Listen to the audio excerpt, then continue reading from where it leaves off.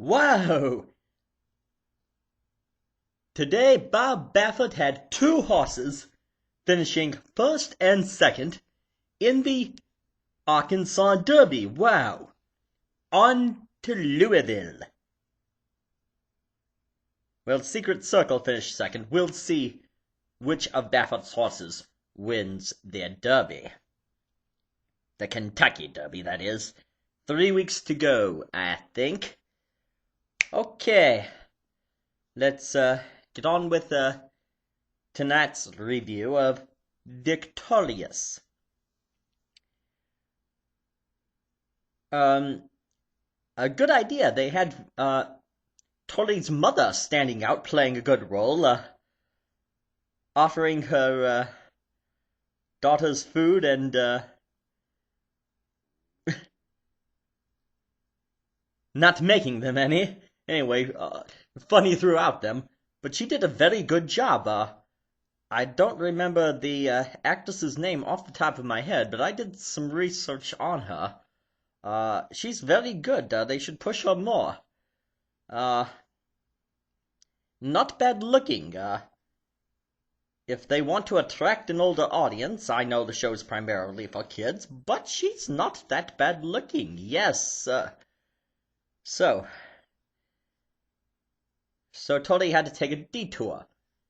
Detour down the Mulholland Drive. Oh, the world-famous Mulholland Drive. Now, I'm not sure what all it's famous for, but it was the street Errol Flynn lived on, and, the Kenny Chesney song. I made it up Mulholland Drive, hell-bent on getting high. Okay, so trainer driving. Nothing new, but hilarious this time. The leg shaving. The armpit shaving. Yeah, that was perhaps the one that cracked me up. And then, back to the theme of Kat's shopping habits. Yeah, I remember when she was using that credit card, but, now getting discounts on everything, I don't know what to think about that plot. But the driver's license, yeah, she still doesn't get a driver's license. When will she? I think that's just a matter of time. Then she rides with Beck and his girls, and the girl fight becomes crazy. Oh, what does that remind you of? Jamie Lynn Spears versus Victoria Justice? Yeah. And then the girls saying, what kind of product? Asking Beck what kind of shampoo he uses. Remember the Zoe episode, Son of a Dean? What kind of product do you use on your hair? Yeah.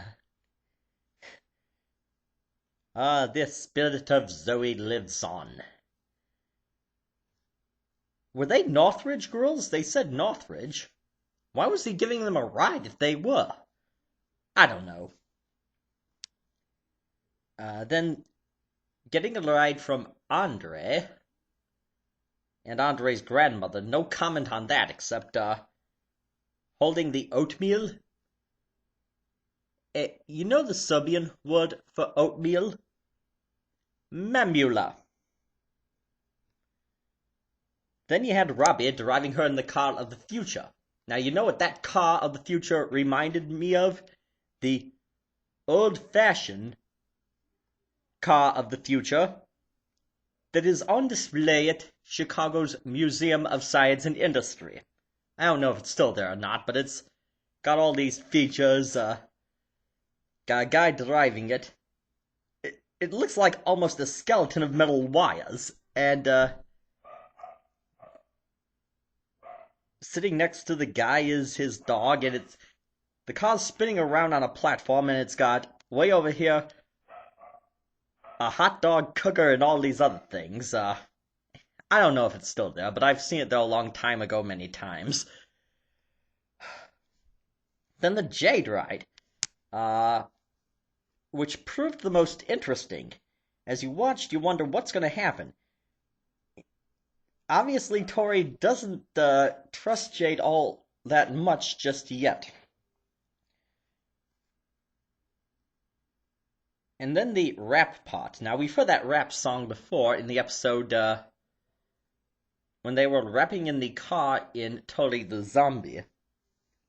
But it was good. I just didn't care for it. But overall, great episode. And we'll just wait till the next one.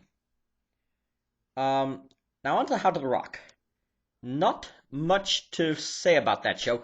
I'm not going to repeat what I've been saying about the show every week. If you've seen the shows and hear my reviews, it's pretty self-evident, but I'll get into the details that I'd like to talk about. When Stevie was asking Casey about how much input she was giving Nelson, where she said, 0, zilch, nada, reminded me of that Exuberance commercial done by Rebecca Gayhart back in the mid-90s.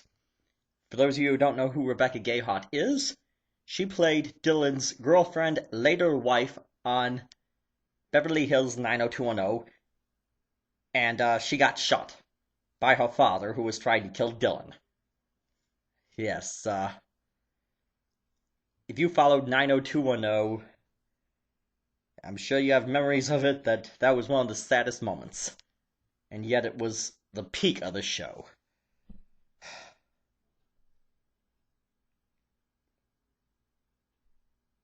So, as I said, I'm always talking about Halston, but in this one, she really did stand out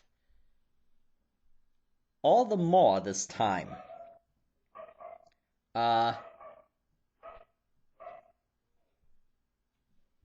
She shows up, pops out of the cake at the party, then she's holding hands with Nelson, and you wonder, just what is she doing? Is this part of Molly's trick? Or what is she doing there?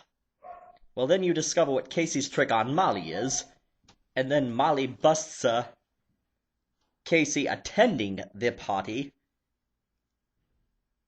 and having a good time. So, a matter of time before Grace turns on Molly. And then we'll get a twist. And Halston will be playing a much bigger role.